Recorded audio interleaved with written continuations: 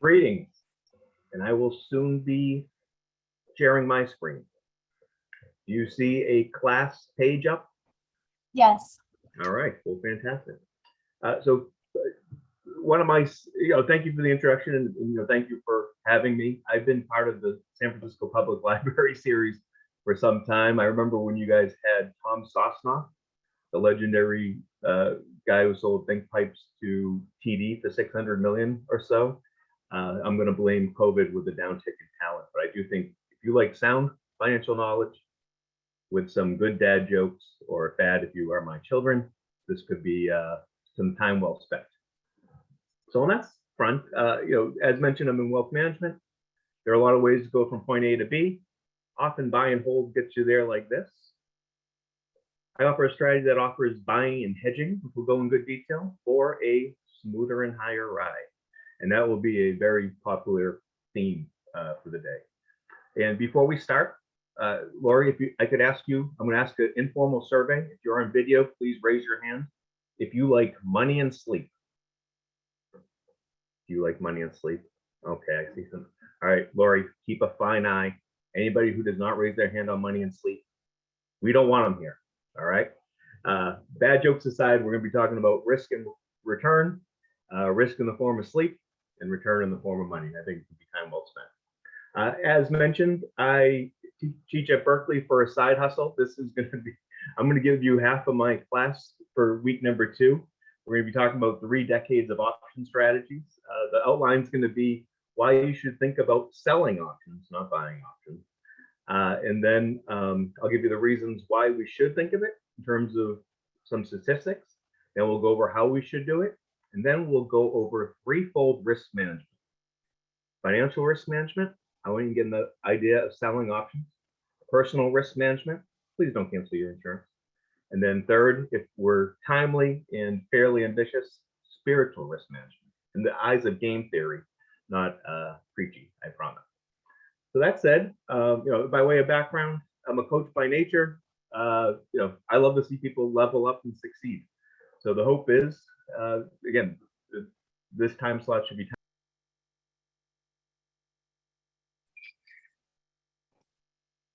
Jonathan, I'm sorry. Can you please unmute yourself? Oh, I don't know why that happened. I was clicking. I was admitting somebody, and it jumped to your name. Okay, feel free to shout out if there's any technical difficulties on my side. Give me a shout. Number of years from the CFA, love pizza, love the kids, love coaching. Again, love seeing people level up. One factoid was, for one day in Emeryville, I came in first place in a poker tournament, and they put my face on the wall like I ate a steak at Cattleman's. But in third place was a guy named Pat Lyons. You guys may know Pat Lyons. There's a lot of poker on TV. Pat Lyons was the original Legends of Poker champion. So for one night in Emeryville, Jonathan Masse, better than the world champion of poker. I plug that because with Golden Gate University, I do some game nights for them, and I do the trading game. I think I should be the poker host, in my humble opinion. I love the Red Sox, had a foster kid for a spell. Love life, love seeing people level up. I teach in the CFA program as well, and I teach alternatives. And then I often offer a bonus class to my students on sticking around for options. And because of the explosion in options in terms of volume and liquidity, they usually stick around. And I think that may be why most of you people are here, because option trading is getting very popular. This is a CNBC feature at the end of the year, just how explosive equity options are. See huge trading volume increases last year. But what's interesting, we'll be going through some institutional strategies, but most of you are probably retail investors. And more often than not, retail investors using small contracts are getting more and more popular, and more the trading. So again, thank you for joining me. And I usually ask, is anybody here a billionaire on this call? And I haven't met a billionaire yet, but I'm not giving up on you good folks. And I will say this, when you do become a billionaire, you'll probably get one of these great investment consultants to help you start your family office. And 6 of the top 12 investment consultants write white papers with the CBOE, the Chicago Board of Options Exchange, and they tell you to sell options, sell volatility. The other 6 recommend it. They just don't have a formal white paper with the CBOE. You can find them at the CBOE website. Some really great investment consultants that consult on trillions of dollars recommend these strategies. And again, these are some of the why we should consider it is just math. Again, a lot of ways to go from point A to B. Let's get there smoother and higher. I think that's going to be a real mantra of the next hour or so. So in the red are the buy and hold strategies. But there are many white papers, but 2 of my favorites are one, the Ibbotson one, which is the first one that lays out the strategy. And my second favorite is the Wilshire one that covers 3 decades of option performance in the various strategies. I'm here to preach the most lucrative. And if you use these strategies, I say Godspeed, but many of you who are trying to learn it, chances are you probably already invested in these strategies because they are becoming hugely popular with institutional investors. CalPERS, CalSTRS, Santa Barbara County, LAPD, a lot of more pension funds. And again, why is it important that these big institutions have a smoother and higher path? Because it makes their responsibilities more predictable. They know they have cash outlays in the form of retirement payments in the year ahead. And if their endowment or pension funds go like this, it is a lot of sweat and tears in the form of endorsements. So again, more often than not, smoother and higher helps institutional planning, but it should help you in your own wealth management planning in terms of more predictable. Again, these are the numbers for 3 decades side by side. Again, if you like money and sleep, this is a strategy you should consider because they have slightly higher returns over the long run than buy and hold. And more importantly, they have 2/3 the volatility, which is better than experiencing the full blunt of the volatility. And more often than not, after big drawdowns, the buy and hold gets you back to break even a lot longer than these buy and hedge. So if you like money and you like sleep, this could be time well spent. And I think if you haven't noticed my chorus, do you know when Bon Jovi croons to his audience, says shot to the heart, you're to blame, you give love? Lori, what does he say? Any Bon Jovi fans out there? In the chat, somebody's going to hook me up. A bad name, Manu. Thank you. Me and you are going to karaoke after this. Yes, Robert. Great job. I'm glad to see I haven't outdated myself yet in my Bon Jovi fandom. Anyway, but again, when I reach out by the end of this microphone, you know what you guys are going to say? Either smoother or higher, or money and sleep. And why is that important to the average investor? Because over the long run, there's this famous behavioral study that shows over the long run, stocks are good to great, bonds are okay to good, but the average retail investor doesn't experience that because by hook or by crook, they get excited and lever up here, and they get despondent and puke out here. So again, the churning, the fear, the greed, we're going to teach you by the end of this to hunt fear and greed, to put that on your side rather than deflate. So again, the average investor, the buy and hedge investor, smoother and higher, poker face when it comes to the wall alert. And how these are the returns of the unhedged is in blue, a lot of fat tails, a lot of event risk and unhedged asset management or investing. Not that you can make returns predictable, but you can engineer a more predictable path by hedging and truncate those tails so you don't have those extreme events. Jonathan, can I interrupt for a second? I'm sorry. Of course. People are saying that they're having trouble seeing, reading the stats that you're posted, and we can see if you could put your slides in slideshow mode, maybe. That is probably a great suggestion. Okay. Then it will fill the screen a little bit better. There you go. My only concern is my navigation gets a little off, but we'll see what can happen. Okay. And All right. So again, average investors had a tough time because they get shaken out on these extreme events. Let's be smooth and steady with our poker faces on. Let's let's try to minimize our mistakes. Charlie Ellis, famous Warren Buffett friend, replies, "It's remarkable how much long-term advantage people have, like us, have gotten by trying to be consistently not stupid instead of trying to be too clever or too cute, very intelligent." So let's not be dumb, is the mantra. And just in terms of wealth management and CFA, if I want, if there's any CFA hopefuls in the room, I wish you Godspeed. Those are 3 strenuous exams. I'm happy to teach one of the 18 classes at each level. But this is the efficient frontier, what we're lining up in on one axis, annualized return or money, and on the other side, standard deviation or volatility. So all else being equal, we want to build portfolios like these hedge strategies allow us that are up to the left. And let me escape full mode at the moment because I want to show a quick video as to why strategies that are up to the left are like grapes. Sure, we can get by on cucumbers, but let's eat well. And I always thought in Monkeyland, bananas was the preferred fruit, but here's a fun study on inequality. What I mentioned to you is our fairness study. And so this became a very famous study, and there's now many more because after we did it about 10 years ago, it became very well known.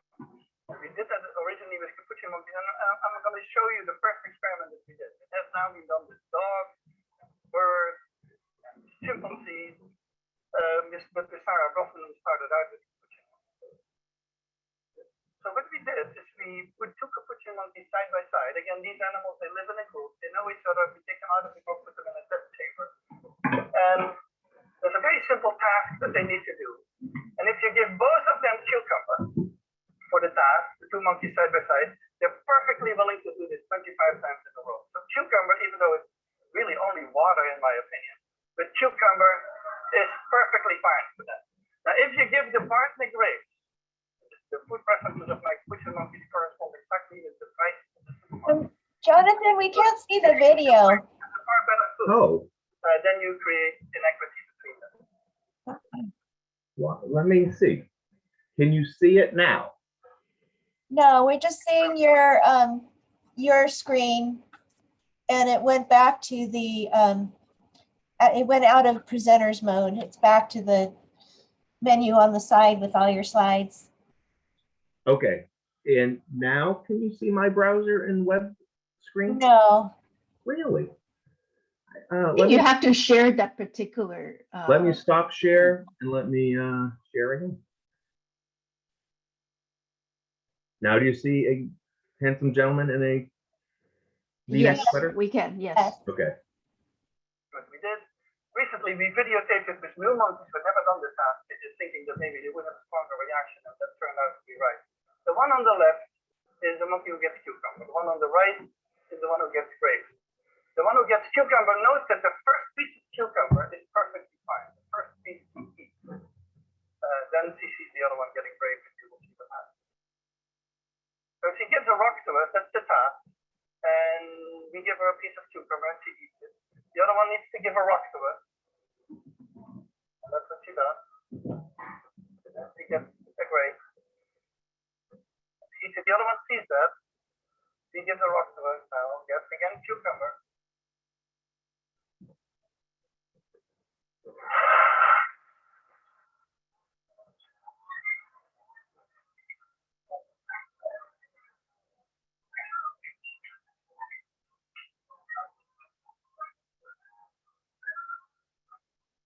She tests the rock now against the wall. She needs to give it to us.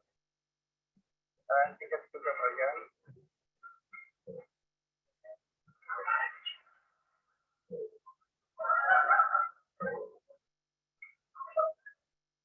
So this is basically the Wall Street protest that you see here. So that said, if your advisors or educators are only giving you long-only strategies, they want you to settle for cucumbers. I want you to buy and hedge and use options. I want you to have grapes. So let's have it. So again, more money, more sleep.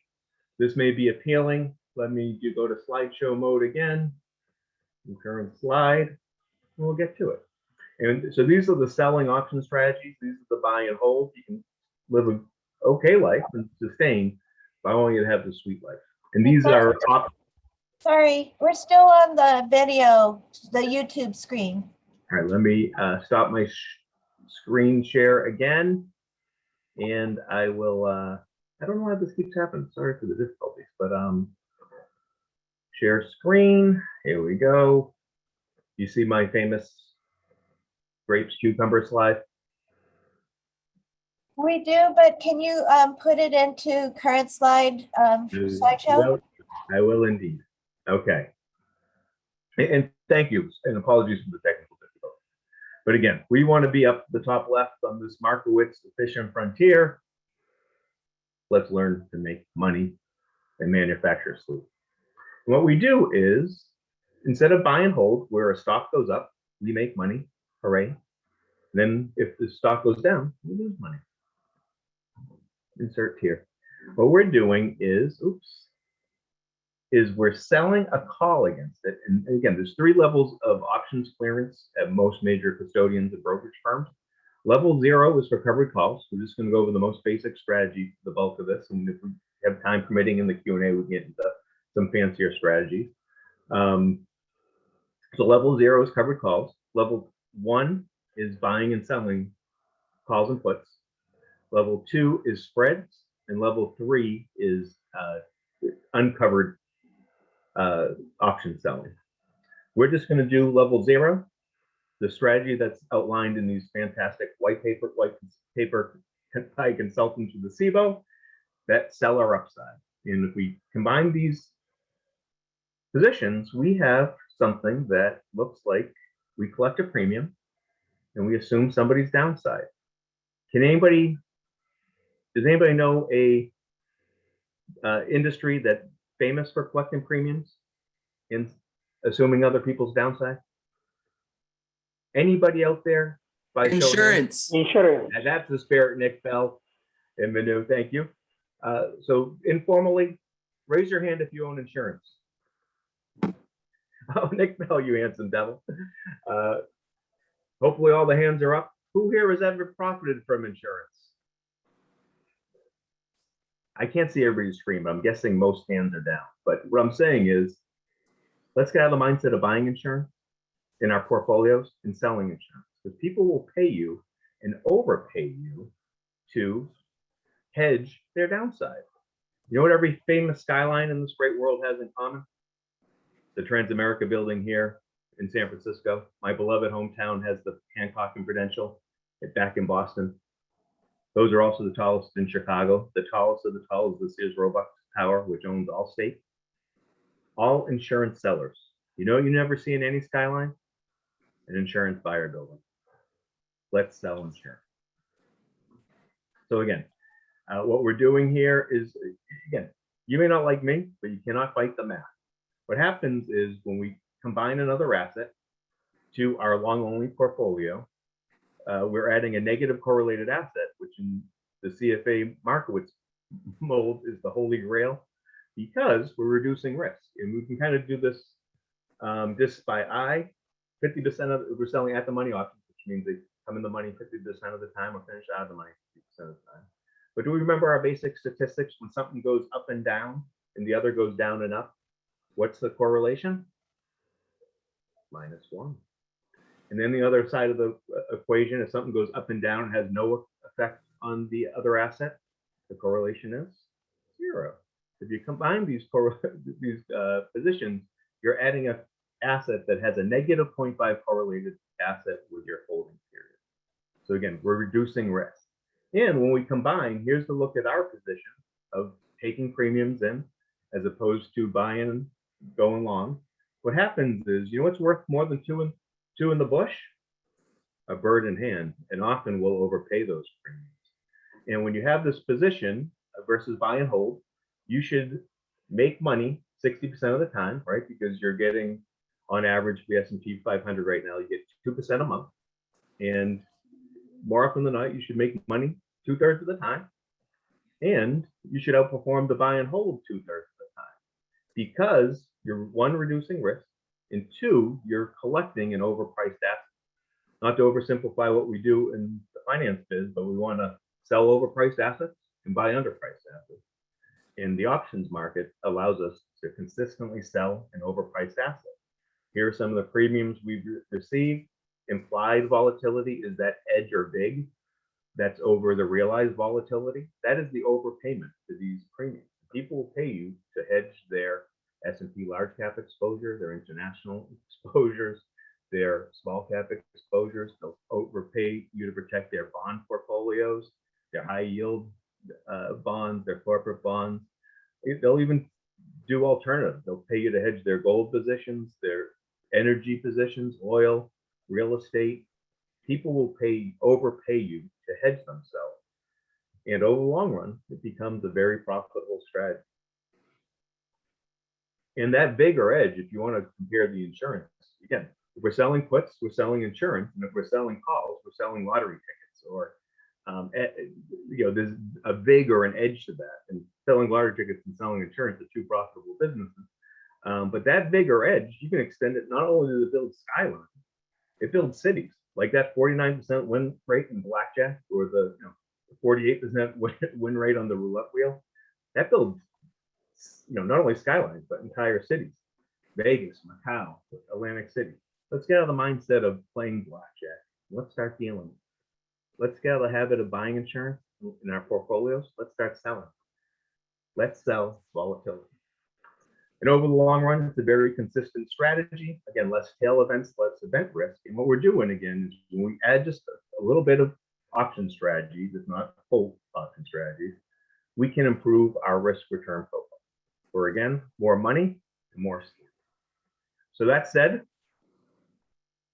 I went over the reasons why, money and sleep, the way how, selling a covered call, a negative correlated asset with a bigger edge. And again, this works not only in these great consulting white papers on domestic equities, but in emerging markets, developed markets, small cap markets, for bonds, the 10-year bond, the long bond, the high yield bond. If you invest in gold, you're investing in a dumb rock that doesn't know what money is. You write options on that dumb rock, that can yield you almost 1.8% a month in options premium. Again, for a much more efficient Sharpe ratio or a much more efficient risk premium, all by selling options on. And again, not all being equal to be compensated for the risk we take, and these option strategies allow us to do just that. And again, I did a fantastic program for Wisdom Tree. We helped them launch their Put Right fund. If you don't want to do this yourself, you can buy an ETF. The ticker is PUTW. They do a good job. The CFA famously has the Journal of Investments, or Investment Analyst Journal. The CAIA, the Chartered Alternative Investment Analysis, has this Journal of Alternative Investments. And there's a great hedge fund out of Connecticut called AQR, whose leader is Cliff Asness, one of the more colorful characters. If you ever have a chance to listen to a Cliff Asness podcast or presentation, he's absolutely fantastic. But he describes this as getting that premium compensates us for downside. And they extend this analysis into other asset classes, much like I did for Wisdom Tree. He says that the volatility risk premium is embedded in these option prices. And in every case, the conclusion is to seek to be on the other side of those paying for insurance. Let's sell volatility. Let's sell options. And in terms of finding fear and greed across the globe, we'll look at individual stocks in the conclusion. However, in terms of where we're going, I do a monthly options meetup once a month, and we go volatility hunting or fear and greed hunting, care of this world volatility monitor that I run. This is the snapshot as of Friday, and our VIX or fear index. And Warren Buffett famously croons, "Be fearful of others are greedy. Be greedy where others are fearful." Warren Buffett doesn't tell you what to do, how to measure it, how to find it. We go to the options market where they have these implied volatility indexes or fear indexes or the VIX.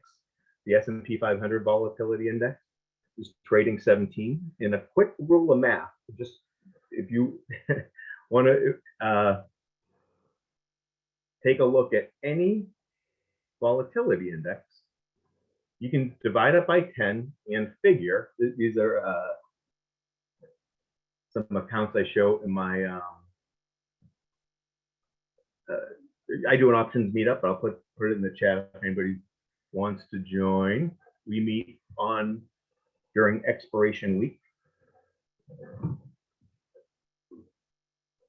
And we go over these things, and we often say, I teach them the rule of thumb, which is if you take any volatility index and divide it by 10, you can figure an estimated 1 month at the money premium. So here in the US, the VIX is 17. In Brazil, anybody know what's happening in Brazil that would make its fear index twice that of the US volatility index? A lot of corona concern. Oh, COVID. Thank you, Samit. Good answer. A lot of political risk. I'm not here to talk politics, but you thought our last incumbent was a hothead. Their president makes our old incumbent look tame. Lots happening in Brazil. So a lot of fear. We look at these at developed markets. So developed markets are a little bit more diversified, so a little bit lower than us in the States. Emerging markets, not surprising, a little bit higher than where we are in the States. We take a look at volatile interest rates. And what's interesting is in most finance or investing textbooks, they'll teach you that stocks are riskier than bonds. Well, if you want to go see where the fear is nowadays, this is the TLT, the long bond treasury. Long bonds backed by the US government.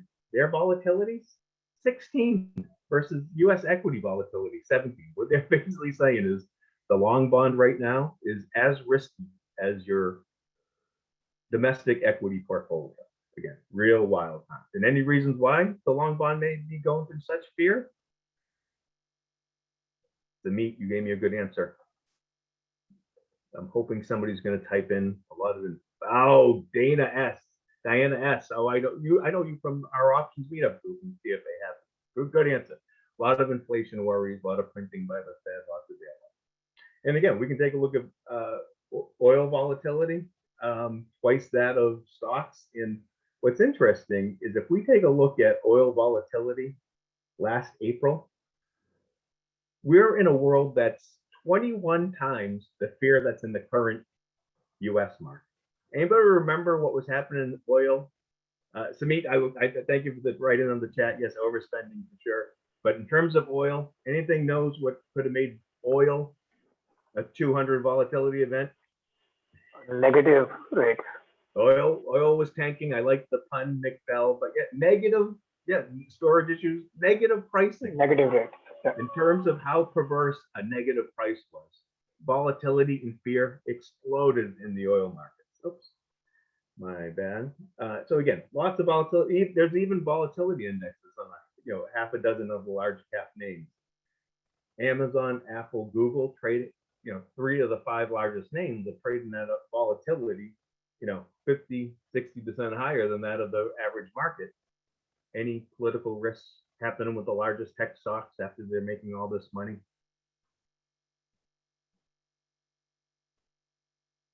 A lot of political risk in the form that Biden brought an antitrust guy in to kind of evaluate the tech sector. Senate hearings, thank you, Manu. Yes, exactly. Lots of political risk. So volatility is really getting amped up. So again, across the market, pretty tame. The VIX average is 20. Over the long run, every 2 or 3 years, there are events that get up above 30. But sometimes we even hibernate into single digits. But as Jim Cramer croons, there's always a bull market somewhere.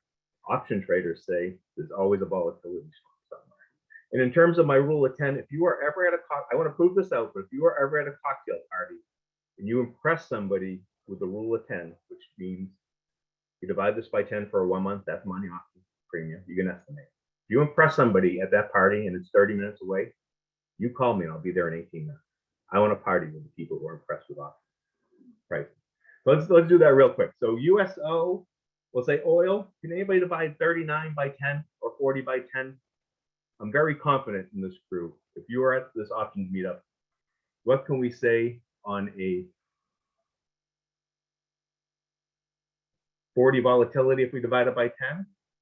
Well, we think, according to Jonathan's rule of 10, if we take a 30-day option, we'll go to USO. It won't be perfect because of the strikes. Let's take a look. Paul Chan, I believed in you. 4. We're estimating a 4% premium. And that's for a 30-day forward-looking option. So it's not going to be perfect. Oh, this is kind of neat. 42.5 is the at-the-money strike. Somebody, it's weekly, but we'll say if somebody, that's 166 bid at 177. Let's take 1.6, divide it by the price of 42.46, and we get 3.8. Our estimate officially was 3.1. So not too bad, the rule of 10. Again, if you're ever at a party and that impresses somebody, give me a dial. I want to party with you people. But again, in terms of Brazil, you can estimate 3.4% for net the money call or put on. What this sets us up for real quick is if we think Brazil's going to rally above 3.4%, then we want to buy that. Or if we think it's going to fall by more than 3.5%, we want to be a put buy on that. But more often than not, these options say in a range to sell volatility. And in terms of, fear and greed being a profitable trade, in the stock market, it's famously crooned. The stock market has successfully predicted 8 of the last 4 recessions, meaning stocks overreact. Because of the leverage effects in options, and think about it, if you have informed information and you buy $100 stock and it goes to 110, 10% profit's pretty good. What happens when you buy a $1 call and that thing goes to 10? That's a 10x return. 10. So again, the tail tends to wag the dog in the forms of the derivatives market. So if the stock market successfully predicted 8 of the last 4 recessions, the options market successfully predicted 20 of the last 4 recessions, because options tend to overreact. There tends to be a lot of fear and greed. And in terms of selling insurance and turning volatility into consistent income, there are 2 rules of thought by famous finance authors. There's Warren Buffett. He says, if you don't find a way to make money while you sleep, you'll work until you die. You know how you make money while you sleep? You sell decaying assets, and those values.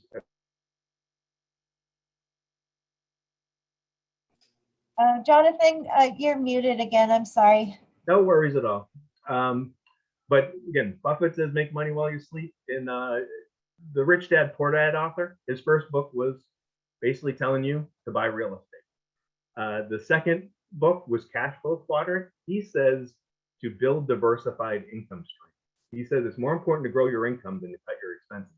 More important to grow your spirit than to cut your dreams. But ultimately, he wants you to have diversified income streams. Where can we create diversified income streams? In our stock portfolios or our brokerage accounts, because we can sell options on the S&P large cap, ETF, small cap, international, emerging. Very unique income streams. We can sell it on bonds. We can sell it on alternatives, silver, gold miners, real estate, energy. If you do this diversified portfolio, you can come up with, as of Friday, 2.07% a month. And there's something called whipsaw risk. But if we stay flat, and when and volatility stays consistent, and let me let you know, volatility never stays consistent. But you can generate about 25% in annual income on that. And I should note that there's something called whipsaw risk, which kind of eats. Don't confuse income with total return. So the volatility will shake out, but on average, we capture between 40 and 50% of the volatility we take in premiums for an expected return over the next year of almost 10%. And that's your expectations for the next year. Let's do it at a lower vol. These strategies, unhedged would be a vol near 20. These vol dampenings tend to dampen portfolio volatility by 2/3. Let's increase our income, which will increase our total return. Let's lower the divisor of standard deviation. Let's make more efficient portfolios. The lesson learned is let's build income streams to make money regardless whether we work that day or not. Who's with me? So again, my ambitious plan was in forms of As your financial risk manager, let's sell insurance. However, as your personal risk manager, please don't cancel your life insurance, your health insurance. I'm going to get on my soap box for a little bit. And again, these are very profitable trades. The implied volatility of emerging markets, this was from a couple of years ago, was 15. The realized 11. Again, there are overpriced assets out there. And there are overpriced assets that get explosive. Like here in the States, I said, you know, volatility tends to get about 30 over 2 or 3 years. But there are times when volatility gets nuclear, like during our nuclear crisis, financial crisis. I'm sorry, the nuclear fear levels experienced during our financial crisis, our VIX, our fear index, got to 80, meaning by our rule of 10, what do we have expected for a 1 month at the money option? An 8% premium. That's not to say the markets can't go up 15 or 20% after a big volatility event like that. But more often than not, if you keep taking these premiums, you keep rolling these things, you taking advantage of fear and greed, more often than not, smoother and higher is the result. However, so as your financial risk manager, let's sell options. But as your personal risk manager, please don't cut your insurance. Nuclear volatility of our nuclear meltdown of our financial markets in 2008 got to 80 vol. I am a bit of an options and volatility geek. The Nikkei index got to 80 or 70, 80-ish in spring of 2011. Does anybody know what was happening in Japan in spring of 2011?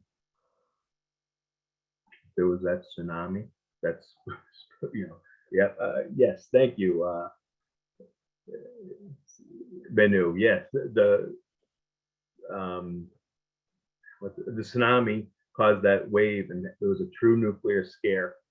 And you know, we can quantify that nuclear fear looks like 80 volatility. So again, when we looked at the oil market, when it got to 200, that was like 2.5 nuclear bombs went off in the oil market. When something prices at negative, I think that's a pretty fair assumption. But in terms of your personal risk manager, please don't cancel your insurance. There are going to be events that happen in your life that make 80 volatility look like a layup. You're going to have a high PSA score, which leads to aggressive prostate cancer. You're going to have surgery, radiation, hormone therapy. This is not hypothetical. This is Jonathan Masse's 2018, 2019.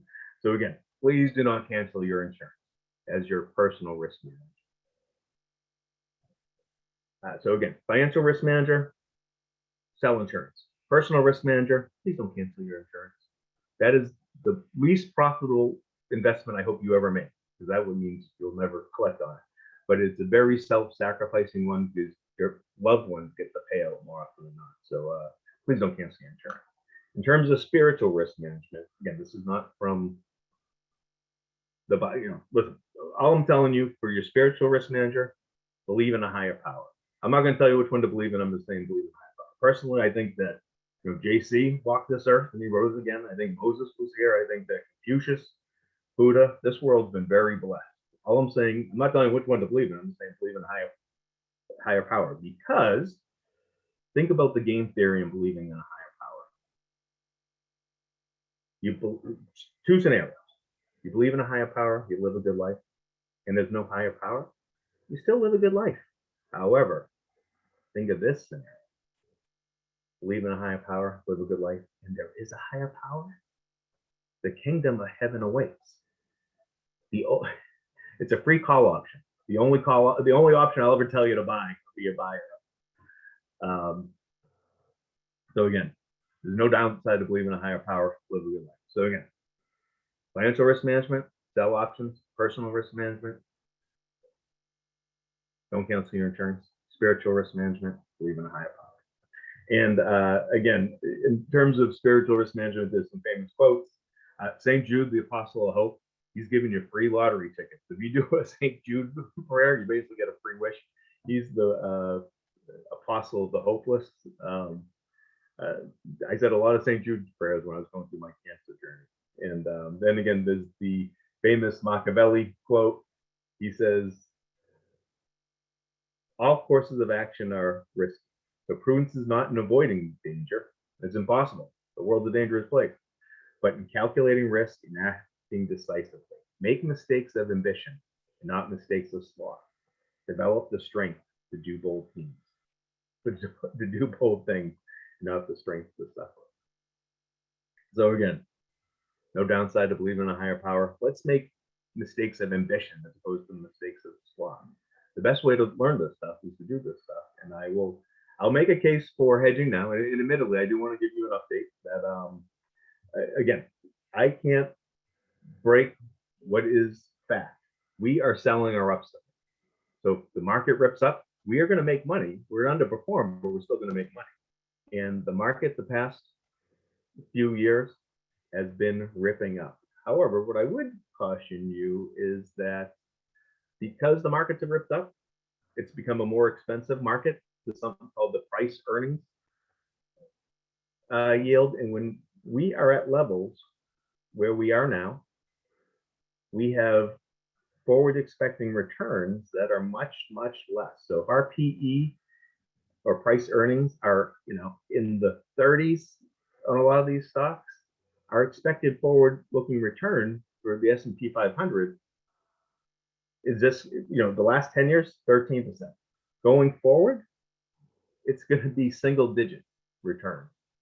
For bonds returns are highly correlated to interest rates. Interest rates right now are very small. I would not expect a lot from your bond portfolio. So what are some alternatives? So again, forward-looking returns looks to be 3% over the annual decade. Whenever we have markets this high, the next 10 years tend to be low, right? We want to buy stuff cheap rather than buy stuff that's expensive. And right now we're at a very expensive market. JP Morgan thinks that, stock markets are going to have, 5% return, a little bit more bullish. However, so the question to us is, how do we position? This is the returns, and apologies for this. And I will send the PDF to the San Francisco Public Library. They will get this to you. But this is, again, past results are not indicative of future return. Please be clear of that. But what can we expect in the form of forward returns if we're in this 0 to 10% range? This is unhedged. This is hedged. Again, if we think returns are going to be above 10% and rip roaring, we don't want to be hedged.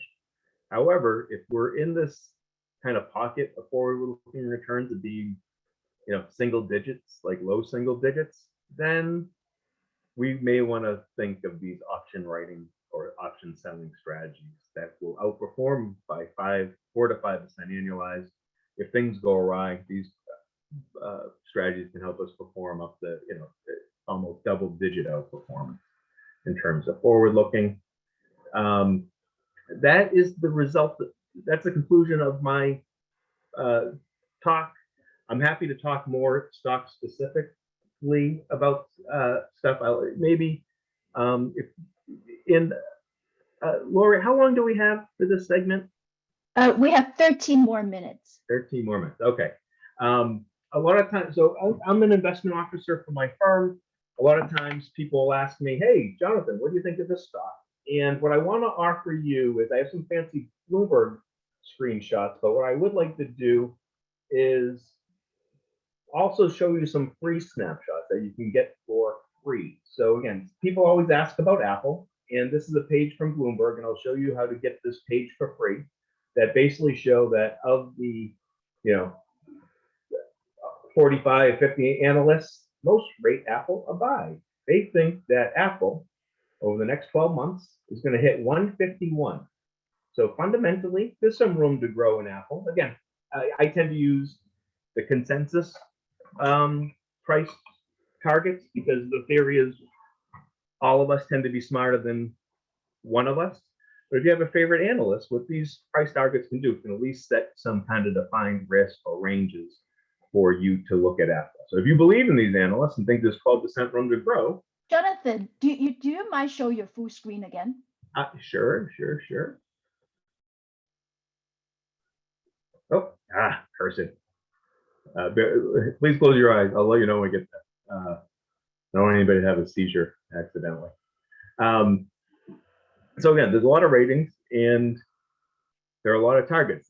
The consensus say Apple will be 12% higher. So not great, but more than some of the market forecasts are for. And so what I tell my advisors is you can come to me with any stock, I'll give you a threefold look: fundamental, technical, and volatility. And I want to teach you guys to do the same. So, and again, you can pay $2,500 a month for a fancy Bloomberg, but what I would like to offer you is, here we go. There is a free website, because what I don't want you to think is, oh, great, I need tools I can take home with me. I don't want to pay $2,500 a month for a Bloomberg. Well, there's a Koifin website that is for free. Are you trying to show us the website? Because we have your slides. I don't know what's happening with my slide. Maybe it's like when I share slides. Let me stop share and I will share. All right. You see a bunch of fancy graphs? That is not a Bloomberg screen? All right. Yeah.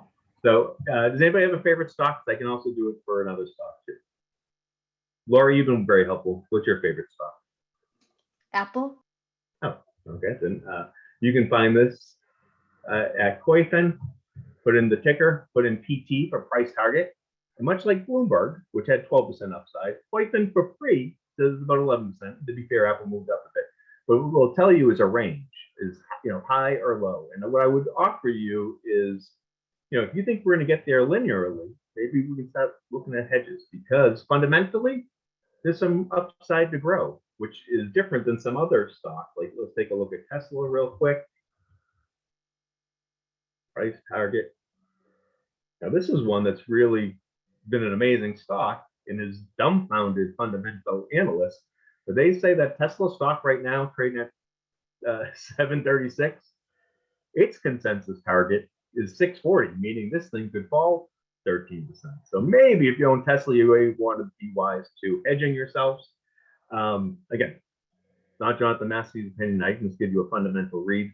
But if you are optimistic about Tesla, you can't be more optimistic than the guys who cover it full time, right? Some of these guys will tell you, I cover a dozen stocks and I know them better than my children. And I don't think that's a good way to live your life, especially as a father.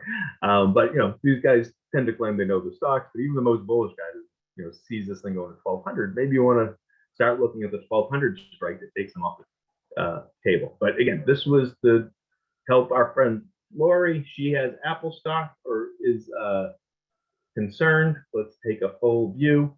Fundamentally, there's some upside to go. Technically, it's a bit stretched, so maybe Lori wants to hedge her Apple. Again, the MACD, it looks like it's about to turn, so maybe get protective. RSI, these are free graphs on Think Types, which is offered by TD Ameritrade. You can do a mock trading account with them, so you can get this for free to help them use the tool. Again, it's like this is a terrible analogy, but it's like the drug dealing business model. They'll give you a case for free, and then when you start making money, doing real trades, they'll benefit from the usage. And then RSI is residual strength. 30 is oversold. Anything above 70 is overbought. This thing's trading 60-ish, so not too overbought. But again, maybe we want to take some caution. And again, what's interesting is let's take a look at the January 22 calls. And again, the strategies I've been recommending are short term, but there are a lot of ways to skin a cat, a lot of approaches to this. Well, let's take a look at the Jan 135 calls, which is at the money. So these expire in about 8 months. Somebody will pay you. Again, if you think there's only 12% of upside in the stock over the next 12 months. Jonathan, we can't see your window. Oh, all right. Let me stop share again. My apologies. I think what happens is when I go to the full screen,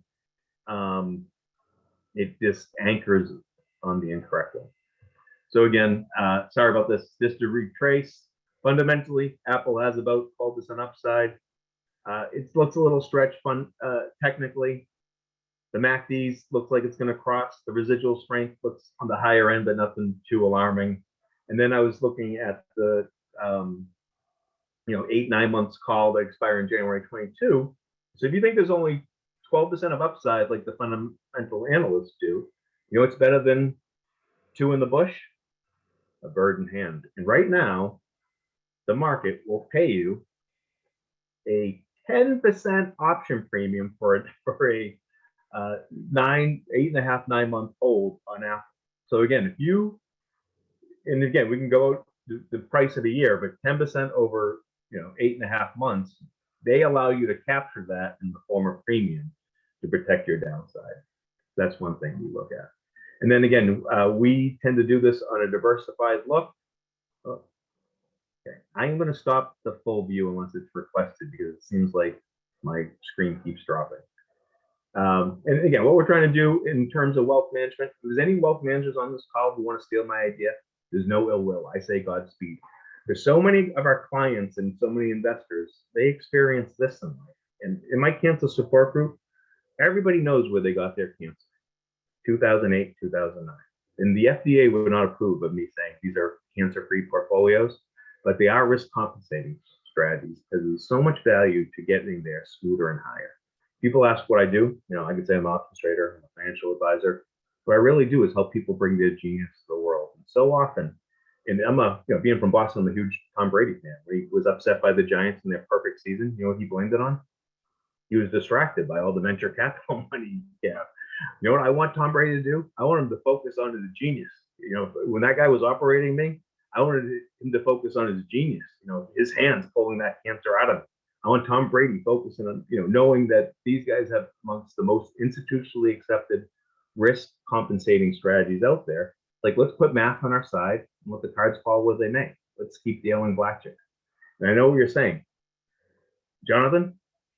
You know what Murphy's Law is going to say when you finally doll up and put your tie on and deal blackjack to the 5 players? There's going to be 5 blackjack. You're going to look at me cross like, what the heck's going on, Mr. Sell Volatility and deal blackjack? You know what I'm going to tell you? Keep dealing. Math is on your side. That implied over realized pricing, that bigger edge, it works. And it works on a lot of stuff. Commodities, factors, currencies, income. Let's keep putting math on our side. ETFs, very deep options markets. One thing I do want to leave you with is in my options meetup group, I may have put it in the chat, we do a trade of the month. And if I may plug, I think our performance is, since we've been meeting at the Firehouse in San Ramon, we've since moved to Buffalo Wild Wings. We outgrew that. And now, because of COVID, we're on Zoom. We meet once a month. We do a trade of the month. And I think as of April's return for the past 23 months, we've been doing this. The S&P's up 50%.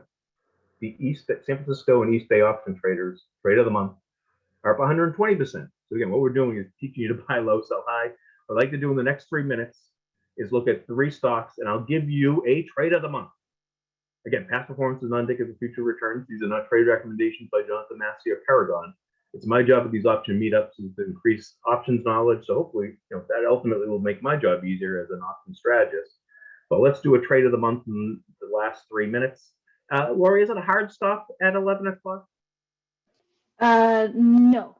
Oh, okay. Well, maybe we'll do an informal vote. So what I'm looking at is, again, I give people a fundamental look, which is this column. And this is a snapshot I used to do when I was consulting for the 51st ranked millennial advisor. I knew him at iShares ages ago. He built $1 billion practice doing these options. I went in, consulted for him. John Cardente, fantastic guy. If you like money and sleep, I think you'd come to Jonathan Masse. You can also go to John Cardente, fantastic guy.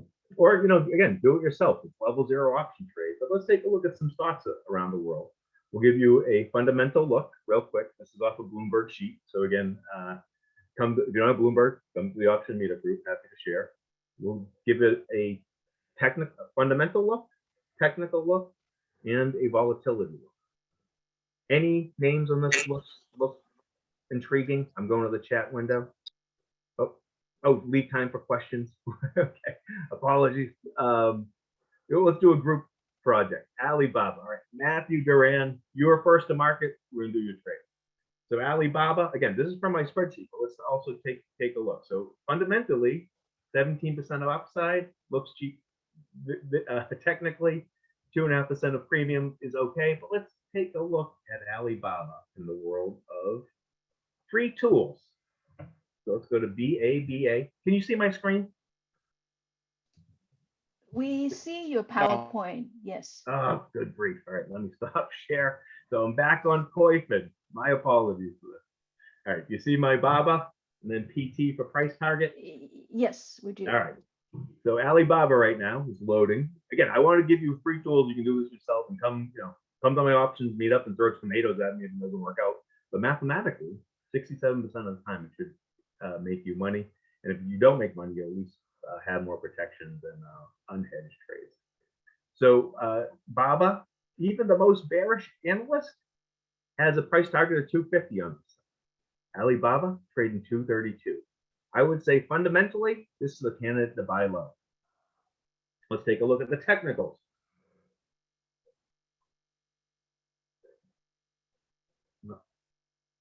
Can you see my think pipe screen? It's a graph. No. We still see the graph, Alibaba. Okay. My apologies. Sorry about this, but this is Alibaba. In the now can you see the graph? Yes, we can. Okay. Alibaba's been kind of trading in the, it's certainly off its high of 320. Now it's trading 232. The MACD looks like it's a bit optimistic. Residual strength kind of fairly priced. Technically, I think it's kind of neutral. Volatility wise, if it's a 1 month option, let's go to trade. A 30-day option. Somebody will pay us $9 on our 232 stock. Somebody will pay us about 4% for the next month. That's not to say Alibaba can't rip higher, have a 6% return. What the scenario is, you're up only 4% in 1 month. If you are up only 4% every month you invest, you're gonna have a very good life. Maybe even make an if it goes down 6%, you're down only 2%, and being down 2% is never fun to tell a client, but it's a lot better than being down 6%. But again, more often than not, we kind of fall in that range. We can keep harvesting these overpriced premiums so much more than not. These things tend to be smoother and higher. I will stop that share and I will reshare my screen. But in the interest of time, I will open this up to questions, but that's kind of the mindset I want you to have. Let's be financial risk managers. Let's sell options. In our personal life, that doesn't mean there's not some value to overpriced securities, but that being insurance, I hope it's the worst investment you ever make, but it's the most unselfish investment you'll ever make because it goes to your loved ones in extreme catastrophe. And I'm telling you, volatility is going to find you whether you like it or not. Let's control it where we can in our finances. Let's let the cards fall where they may. And let's insure ourselves in case something goes awry. And then spiritual risk management, let's believe in a higher power. Let's add value to this crazy world. Volatility is going to happen no matter whether we like it or not. Let's focus it on where we can. Let's hedge it out where we can. And let's put math on our side. And in terms of planning, it's much more easy to plan in a steady state life than a wild and crazy one. I am a bit over time, so my apologies. Lori, if you're the host or whoever's emceeing questions, I'm happy to stick around for as long as people will have me, but I thank you for the opportunity. I do an options meetup group. I'm going to guess, can you guys see my options meetup group? Because it's on the screen I'm sharing, but it seems like it's a bit sticky, but I will put the option meetup group in the chat. People were asking, how can I learn a bit more and asking about out of the money options. I do write, Tim Martin, I do write at the money calls. You can structure that. So if you're more bullish, you can move to out of money calls. So I appreciate that. I think they will like you in our options meetup group. I like that. Somebody asked about H-bond. I can stick around. Somebody averaged 20% ROI last year. Good for you, Matthew. I love it. Again, the thought process is on a general edge. I'd like to cover the most simple strategy. And I'd like to invite you to the options meetup where we still cover a bunch of simple strategies. The thought process is I'm very good at talking to CFAs because I've taught it for so long and been involved in that world, but I need to get better at meeting and talking to non-CFAs. So beginners are welcome because they help me slow down and break things down simply. And then experts are also welcome because they keep me on my toes and we talk about kind of the latest and greatest strategies. So we'll start simple and then we'll get to the complex at the end of the 90 minutes. But how I expect things like anything new. The first 2 times you're there, you're going to be lost. The next 2 times, you're going to be nodding your head slowly. And then when you're 6-month veteran of the East Bay option trader, you're probably going to try to quit your day job and go to Chicago and do this on your stuff. So anyway, we do have a lot of fun, but I really thank the San Francisco Public Library for the opportunity. I would say this, I am doing a donation to myself. If you enjoyed and you don't like cancer, I'm putting my Facebook donation page in.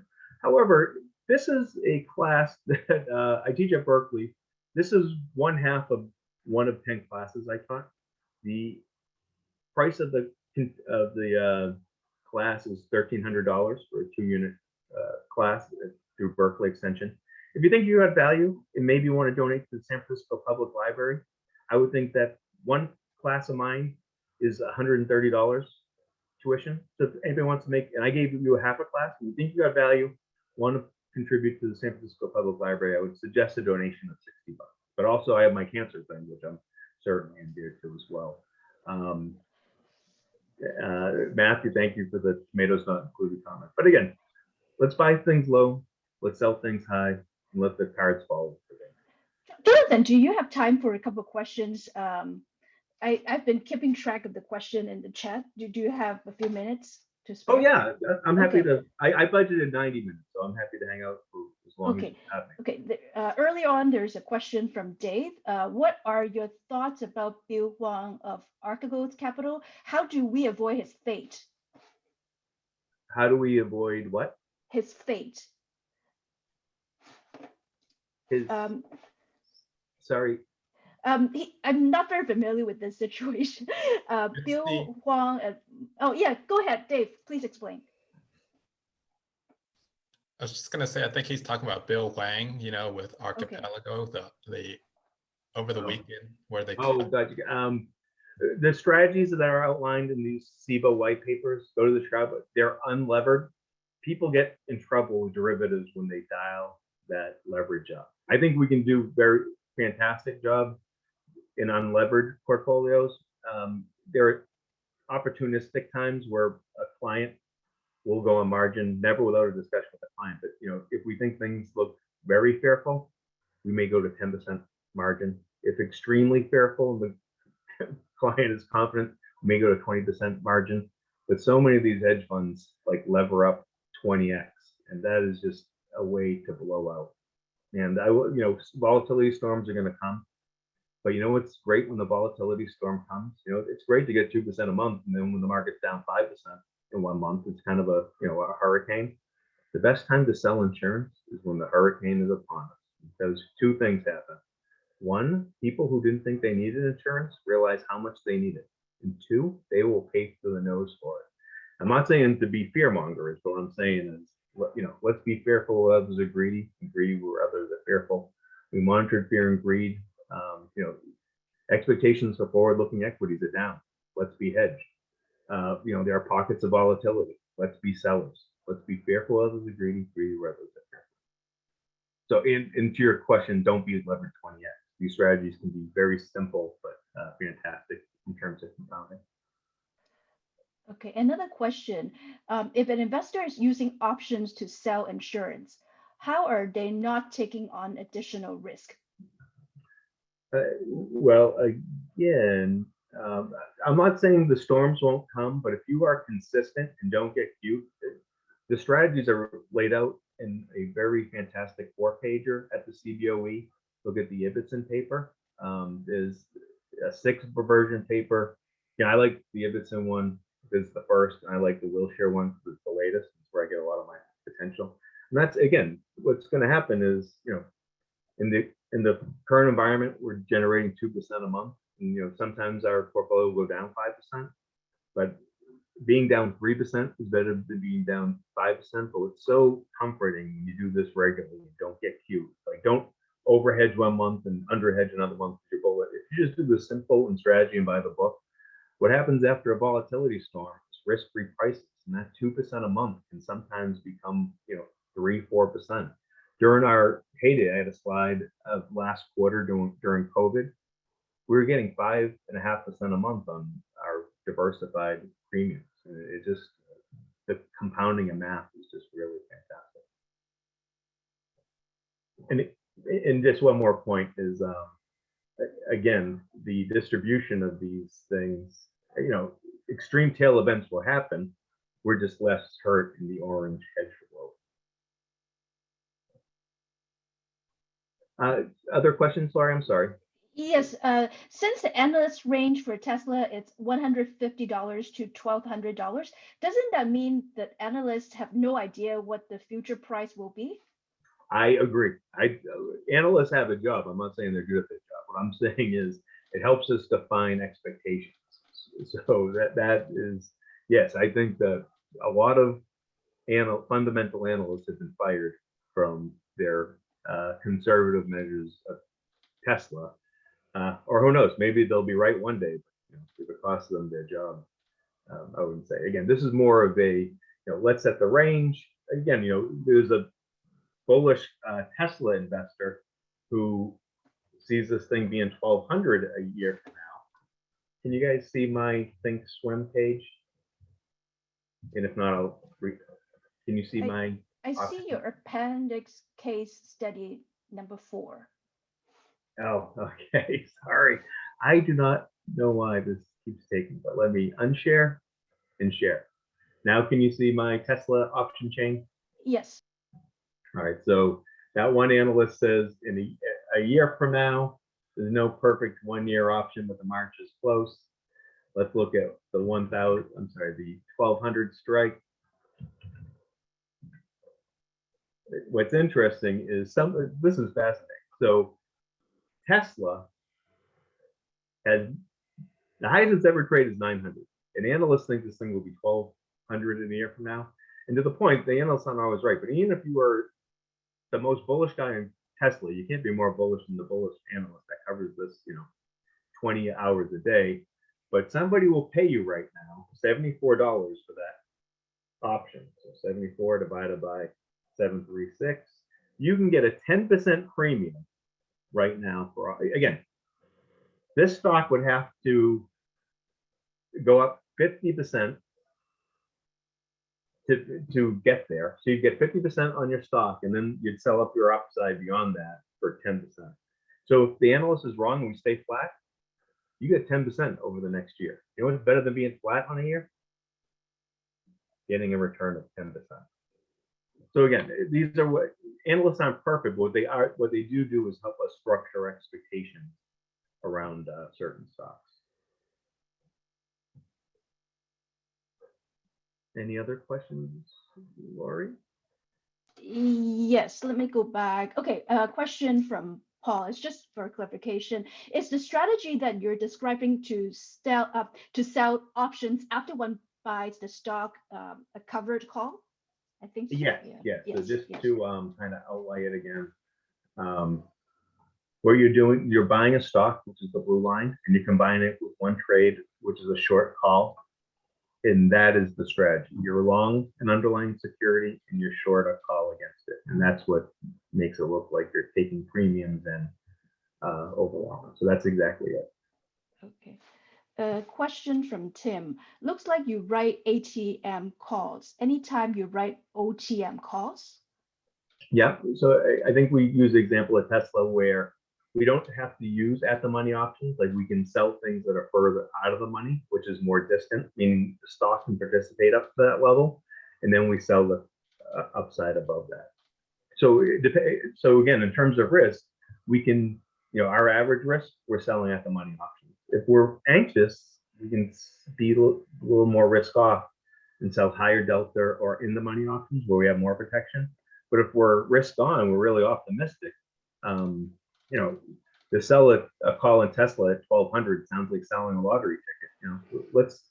We can even sell strikes above the most bullish analysts, and that's the strategy we do in Discipline that's detailed in the white papers is at the money options, but there is some white paper commentary on slightly out of the money options.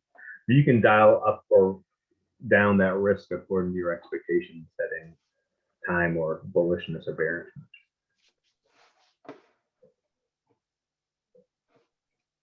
Okay, I don't quite understand this question. It's from Roger. Doing cover calls on one round lot didn't seem worthwhile. or was I doing something wrong? Do you understand the question? I think I do. If he's saying 2% a month isn't sexy enough for him, I say Godspeed, but I will caution him that more often than not, you know, the tortoise and there's the hare and there's the tortoise. And you know why the tortoise and the hare fable is so famous? Because smoother and steadier so often win the race. And I am going to try to pull up, depending on the screen share. Again, these are not Jonathan Masse trades. This is the option, the East Bay option trade spreadsheet. Bear with me one sec. DLT. The hope is this gets you in the mindset of being an option trader. We're hunting through fear and greed. We want to buy low, sell high. I'm hoping an Excel will pop up in a window. Do you guys see my Excel pulling up? No. Let me stop share and let me start share. I think next time, I think you have to share your desktop so, we can see everything Okay, on your screen. Yeah. Okay. Do you see an Excel? Now, yes, Okay. it started opening up Excel. Yes. So what am I doing? I keep sharing this one. Anyway, this is the East Bay option trader. We met at the firehouse. Do you guys see the spreadsheet? No. Okay. It was opening, but now we see. Okay. Well, okay, it looks like it's starting. Yes, now we can see your All Excel right. file. So again, to the point, if these returns aren't sexy enough for them, I mean, there are rich and get quick schemes. I'd rather be a seller of those than a buyer of those. But what these do is we look at premiums that are between, 1 and sometimes 6%, 8% for Palantir was our trade of the month this past month. We bought Palantir at 23.15. We sold the at the money option at 191. I know there are some East Bay option traders here, so let me go to Palantir. I have a feeling you don't won't see my screen. It's on the same screen share. I'm disappointed it's not working, but what's nice is that stock is up $1, and that means the option, it looks like it's going to be near reaching its potential of 8% a month. Again, this was something that was decided on the group. I think usually we vote on 3 trades of the month. In the winter we record, but again, it's a strategy of singles and doubles, and over the long run, this compounds quite well. And here's the S&P 500 total return. We've been doing this since we met in the firehouse, May 2019. The S&P's returned 51%. The East Bay option trader trade of the month, not Jonathan Masse or Paragon recommendations, have gained 122%. But what we're trying to promote is a rationale of buying low, selling high. Be fearful as a greedy, rather fearful. There's always a volatility storm somewhere. We're creating a methodology to create money and sleep. Again, average return 3.8% versus 2% for the S&P. Well, what did my Bon Jovi fans know my chorus is? Money and sleep. And take a look at the standard deviation of 7.6% versus 5%. You sleep a lot better with a 5% monthly fall than the 7.57%. So again, if nothing else, I hope this will at least encourage you to learn a little bit more about options trading. There's some fantastic white papers that are 4 pages long. Take a look. It'll take you 6 minutes to get through because it's mostly graphs. If you want to learn more, there's tons of material. There are a lot of option meetups. I do the East Bay option traders and the San Francisco option traders. I teach at Berkeley. I teach for the CFA. But the Silicon Valley option group is another group I'm a member of. They meet the second Thursday of each month. A lot of resources to learn this where you don't have to pay $1,300 worth of tuition. A lot of free happenings out there. And again, I do this one to promote options, and I'd like to say it's from the kindness of my own heart. But again, my job gets easier the more people that know options out there. And in terms of explaining it, I need to get better at explaining it to build my own practice. I think there's a lot of value in it. Again, when people's lives are like this, there's a lot of sweat and tears. We can control it so often. Let's control the risk we can in life and let the cards fall where they may. I think so often we can control risk in our portfolios that lead to better decision making and, you know, overall better lives. Anything else from me, Lori? Yeah, maybe, do you have time to take one more question? I budgeted till 11:30, so I'm happy to stay Okay, as much. sure. Sounds good. Okay, so question from Paul. Are there situations where you would buy back the option that once sold before expirations? Certainly. So, oops, give me 1 sec. Somebody was asking when the next option meetup is. Next meetup is May 18th. Yeah, so in the book, it says to do it on expiration or on expiry, but yes, I think so often, I mean, I'm gonna put my option geek hat on, but if he's asking this question, I'm certain he'll follow. More often than not, we tend to roll when something gets to be an 80 delta or in the money probability, then we'll roll it early. Or if it gets to be a 20 delta, meaning we captured most of the value, we'll roll it early.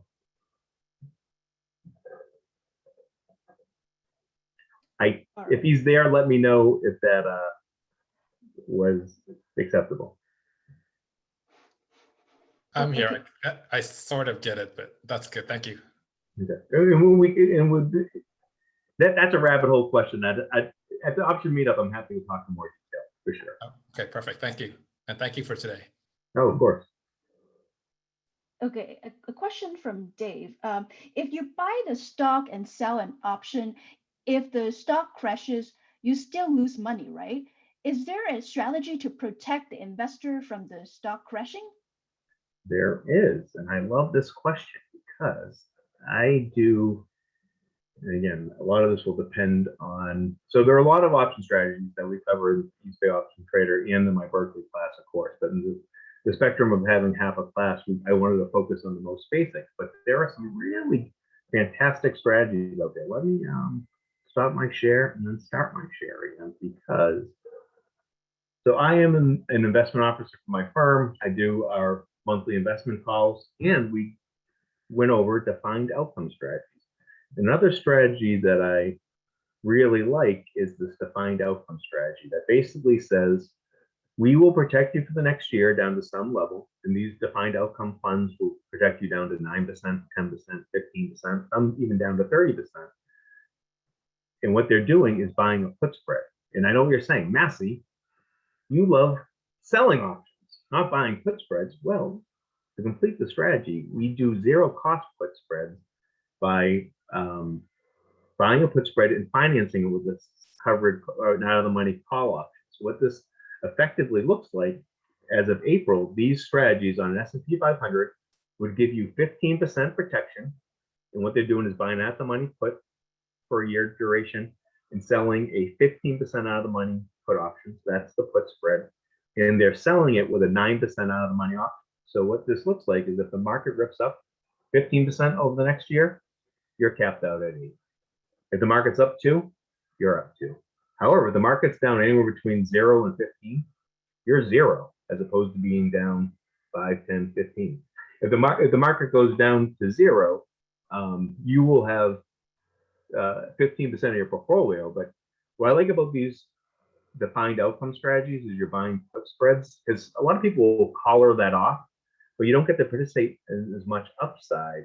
And so often we don't need protection on our S&P 500 down to 0. Like if the S&P 500 hits 0, it is because the zombies are here and they're eating our brain. And they do not care how much money we have in our Schwab account. So more often than not, these are a bit more conservative trades, but again, I really like the symmetry of that. And what we did here is, for us Apple lovers, I priced this out for my options group of saying, hey, let's do it ourselves. So here, you can do this on anything that has a deep liquid market. So people were asking about Apple, and at the time, Apple was trading 133. So what we did is we find an option that's almost a year. June was a little bit over a year, but what's nice is we bought the at the money put for about $18, depending on the 130 or 135. We sold 15% out of the money protection down to the 113 level. So we paid $9 for this put spread. What we wanted to do is find an out of the money call option to finance it. So it'd be a zero cost put spread collar. we sold the 165 calls. And what that looked like is for the next year, here's Apple. We would be protected down to 113, so a 15% drop. And all we'd have to do is sell off any gains above 22% of the upside, 165. At the time, Apple never traded higher than 145, but so often we can build it like our protection and comfort level. Again, we talked about risk on and risk off. This is more of a risk off trade or conservative trade, but you can really define your outcomes. You know, there's a great show, people want to learn more, on CNBC every Friday at 2:30 p.m. called Options Action, where you risk less to make more. And they cover a lot of these strategies as we do in my options field group.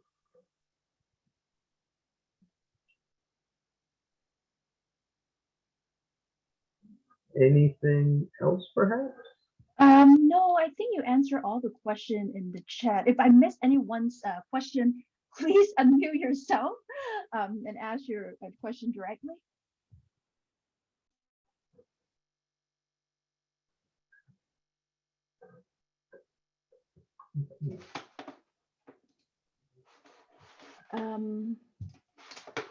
It looks like we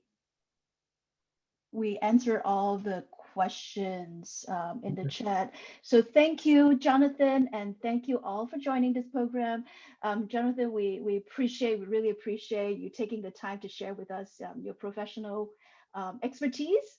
I hope everybody find this presentation informative. We will send out an evaluation survey together with the slide deck and a link to the recording later this afternoon. Please give us your feedback so we can continue to improve. Again, thank you everybody and have a wonderful rest of the day. And Lori and Ms. Hellman, Yes. thank you so much. Audience, thank you so much. And Lori, I will get you the PDFs to this by the end of the trading day, or maybe a little after the end of the trading. Oh, Jonathan, I saw a message from Vina. He's asking if you can share the Excel sheets that you show us. The Excel sheet will be in the PDFs for sure. Oh, okay. And then in addition, I update that Excel sheet every month at my options meetup. So this is the sheet. This will be in the PDF deck, and that will be dated as a Friday. But take a look at that Koifin website, some of the Thinkorswim stuff for the technicals, and I think there's a lot of free tools out there that are good quality. And I think hopefully I gave you the foundation that will increase your desire to learn more. But that will be coming to you in the PDF file. Okay, great. Thank you so much. Okay, have a good day, everybody. Bye-bye. Thanks a bunch. Bye-bye.